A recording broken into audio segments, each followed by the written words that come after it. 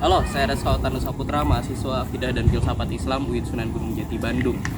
Kali ini saya akan mereview sebuah jurnal tentang kritik nalar pemikiran Thomas Hobbes yang ditulis oleh Nur Sanik dan Ida Mursida, diterbitkan UIN Sultan Maulana Hasanuddin Banten tahun 2020. Kamu muak melihat anggota DPR kita selalu bertengkar di ruang rapat tanpa menghasilkan sesuatu yang pasti? Atau kamu muak melihat para pejabat publik yang ada di tingkat daerah berbeda pendapat dengan pemimpinan pusat?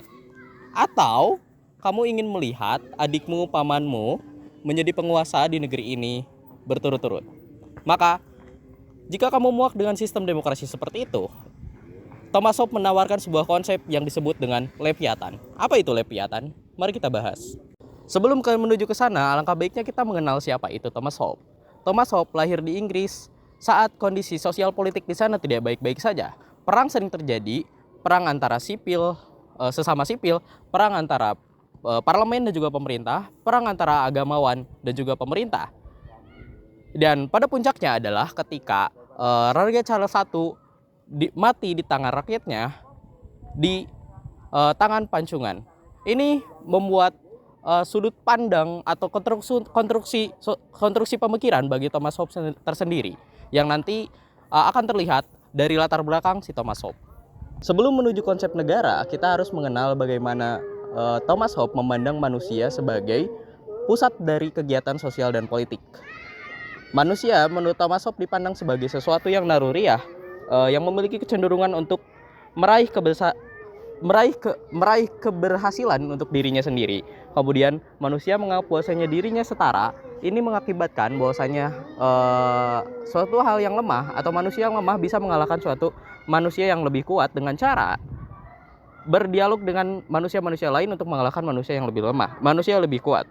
Ketiga, manusia memiliki agama atau kecenderungan untuk memiliki agama di mana sikap militasi merupakan bahan bakar dari sikap agresi manusia. Ini agama menurut Thomas Hobbes merupakan suatu yang bahkan dijauhi karena sikap agama ini militansi agama ini berpotensi untuk melahirkan konflik yang lebih besar. Sikap alamiah tadi jika tidak dibendung oleh sesuatu yang lebih besar dari dirinya sendiri, maka akan menimbulkan perselisihan dan peperangan seperti yang terjadi di Inggris pada saat Thomas Hobbes hidup.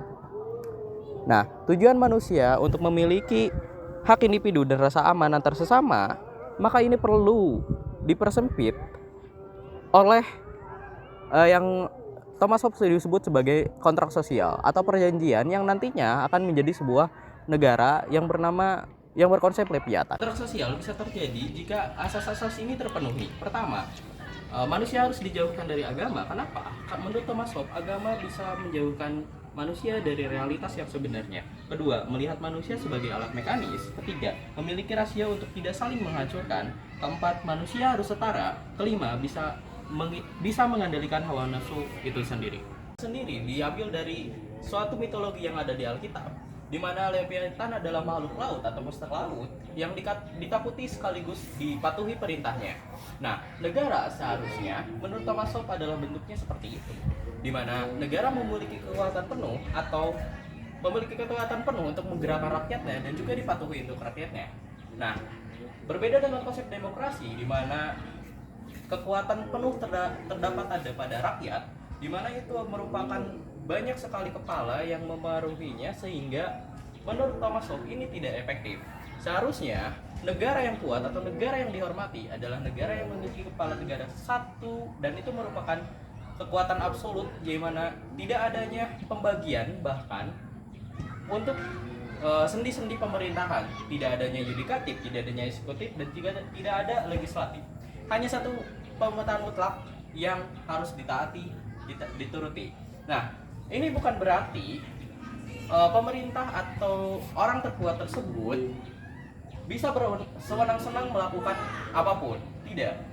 Jika menurut Thomas Hobbes, si pemimpin ini melakukan kesalahan atau senang-senang, rakyat bisa menegurnya. Tapi asalkan kebutuhan-kebutuhan mendasar seperti kebebasan, kebutuhan seperti makan, kebutuhan untuk hidup yang layak itu terpenuhi, maka ini merupakan negara Leviathan yang ideal. Selain tidak adanya pembagian antara yudikatif, eksekutif, dan legislatif, yang itu berpotensi untuk membagi kekuasaan-kekuasaan sehingga suara menjadi banyak, dan itu akan memperlambat proses bagaimana keputusan dibuat.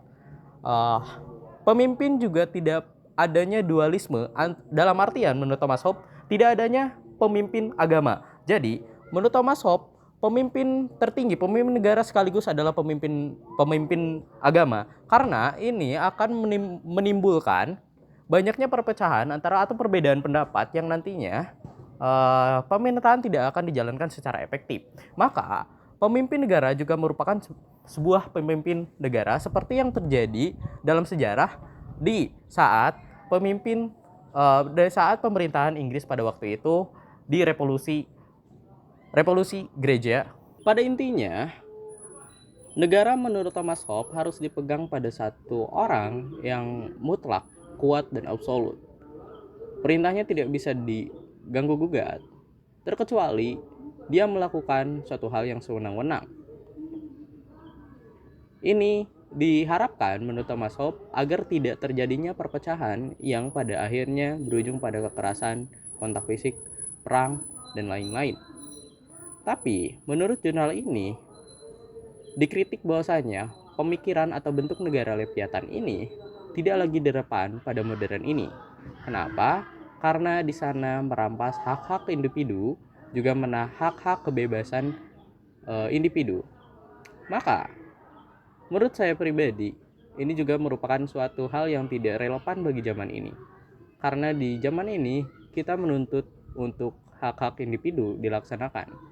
Kita tidak mau lagi rasanya kita tidak bisa bersuara, kita tidak bisa untuk mengganti, mungkin menaik ke kondisi pemerintahan yang mungkin jika diteruskan oleh tangan-tangan yang sama secara bertahun-tahun dengan pemikiran-pemikiran yang sama secara bertahun-tahun, tidak akan adanya kemajuan yang terjadi.